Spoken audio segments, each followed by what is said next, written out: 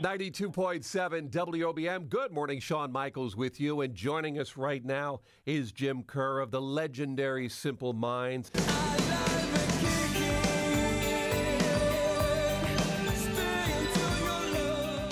Jim is joining us from Glasgow, Scotland, before he packs his bags and heads here to the States for a big tour coming up. Good morning, Jim, and thanks for taking some time with us. My pleasure, Shawn. Great to talk to you. Boy, you're really, you've got a big tour coming up. You're going to be in Mexico. You're going to be in Canada. You're going to be here in the U.S. You're covering all of North America coming up.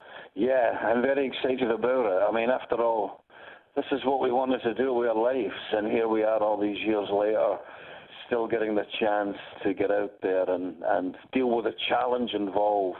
So we're really delighted. It's been a long time since we've been in your neck of the woods, and guaranteed we'll be giving 100% when we get there. Excellent. Let's talk. Let's start off with the new project. The new album is Walk Between Worlds. Fabulous. Love it. It's available now. It's on your website as well. Let's talk about the latest from Simple Minds.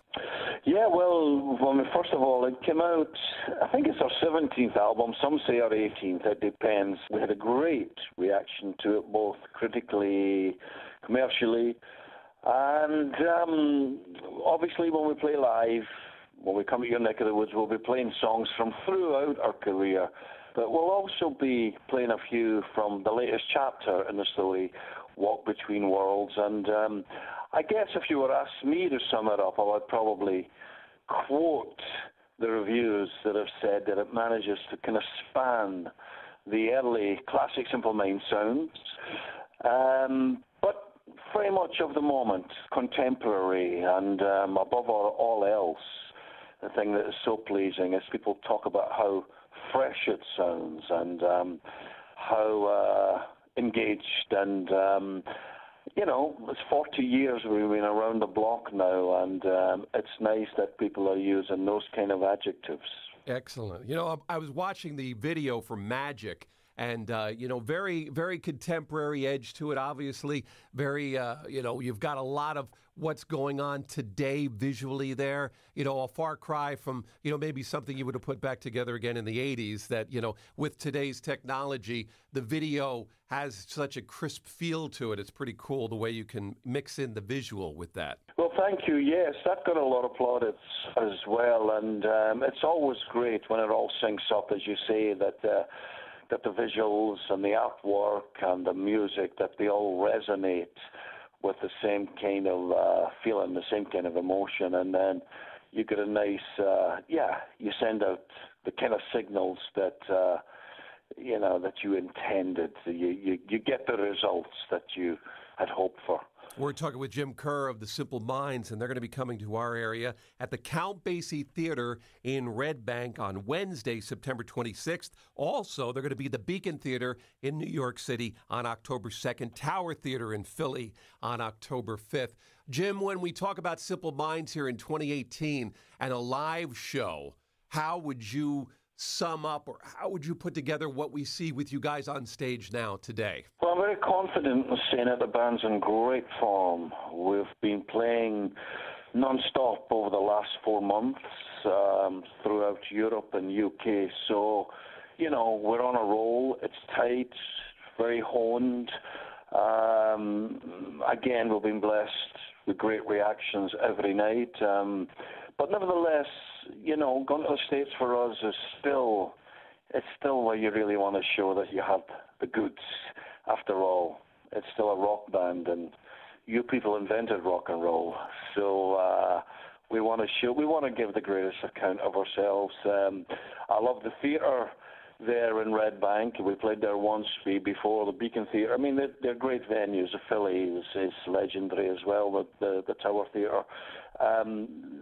When you think of the people that's been on those stages, that's a lot to live up to, and we'll be wanting to give the best account we possibly can for ourselves and for our fans. Jim, when you guys formed in 1977, you hit the music scene, a big splash in the 80s, of course. Did you have the feeling, and did the band have a feeling Because that's my era, too. That's when I was growing up, was right along with you guys. You know, I'm playing you on our college radio station, and we're sort of living the same thing together there back then.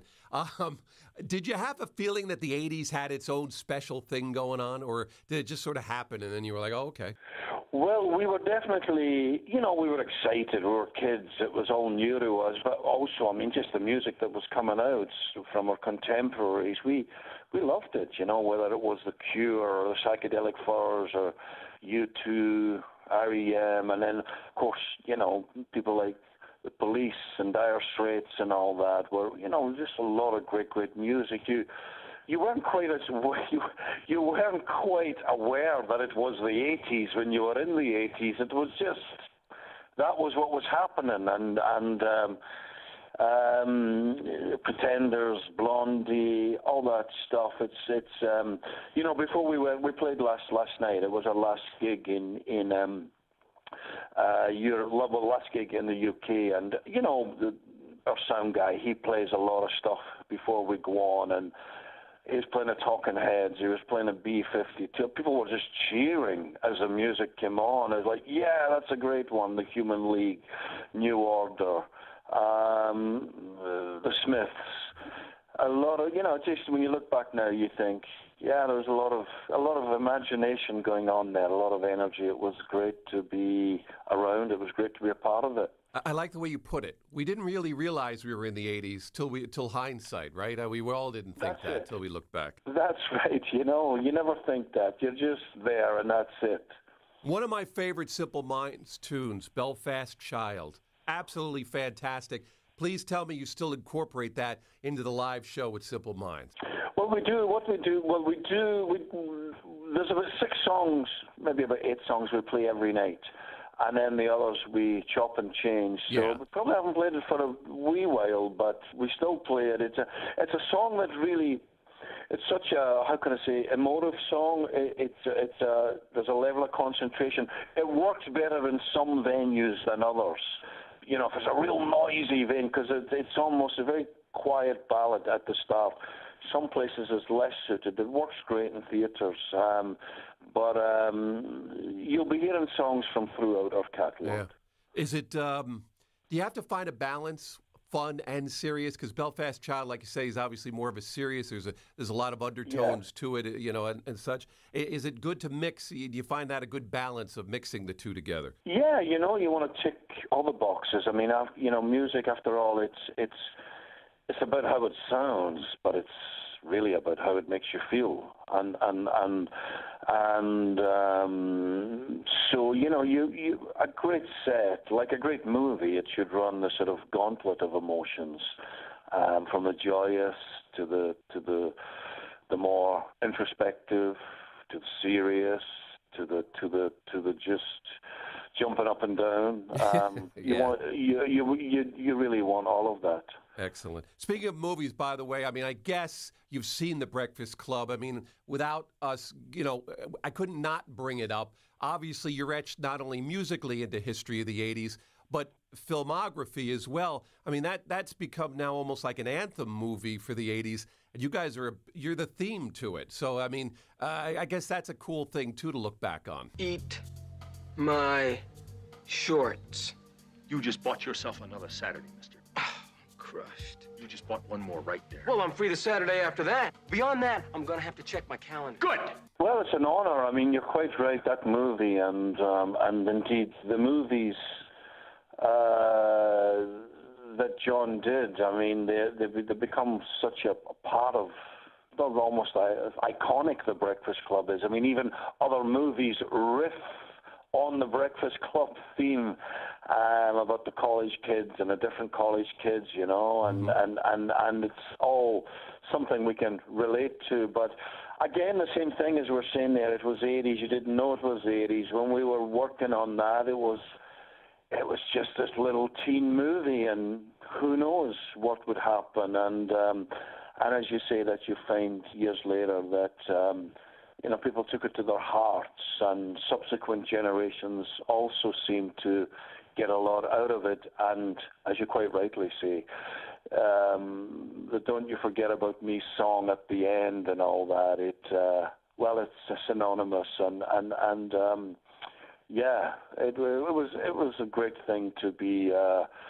involved in. We had no idea at the time that it was going to be turn out like it did. I think if there was one movie that they were going to put in a time capsule from the 80s of all the movies, and there were so many, I think Breakfast Club ends up being the theme movie for the entire decade. Jim, as we wrap up, let me ask you a question. If you had to pick one concert Simple Minds did, one show that sticks out in your mind and said, if I was going to put on, put a video out and say, this is the one that I loved best, is there one that jumps out at you that you think this was the night? Well, we've been blessed, because we've been invited to take part in some of those, monumental events like Live Aid and the Nelson Mandela concerts, and then when you get to play in the Wembley Stadium and all that stuff, and they're the big moments. And when we look back in our career, we certainly think of them, but in a strange way,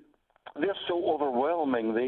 They almost pass you by. And also those events, they weren't just about us. It was the event itself. I think you've got to go back to your very first gig, because as with anything, it's the first time, and looking on it now, so much was at stake. Thankfully, it went very well for us. Had it not gone well, we might have given up the next day. But it went so well for us. I mean, okay, we were only playing to 3 men and a dog, but those 3 men and the dog jumped up and down and gave us the encouragement we needed, and for that, I will always look back on that as it might not be the apex, but it was point A, if you know what I mean. Yes, and was that in Glasgow?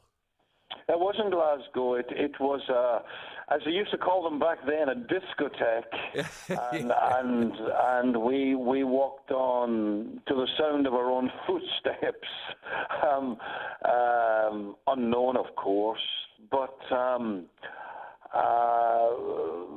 The band had worked hard, and from the first chord, excellent. People paid attention, and I'm glad the dog. And I'm glad the dog did too. I'm glad the dog did too. Yeah. Hey, listen, we're talking with Jim Kerr. Simple Minds are going to be at the Count Basie Theater in Red Bank Wednesday, September 26th. Also, the Beacon Theater in New York on October 2nd. Tower Theater in Philly, October 5th. Go to simpleminds.com for more details. We'll have information up on our website as well. Jim, it is an honor and a pleasure to talk with you. Thank you for the music, and thank you for continuing the music, and we'll see you soon here in Red Bank. My pleasure. Thank you very much for giving us the time.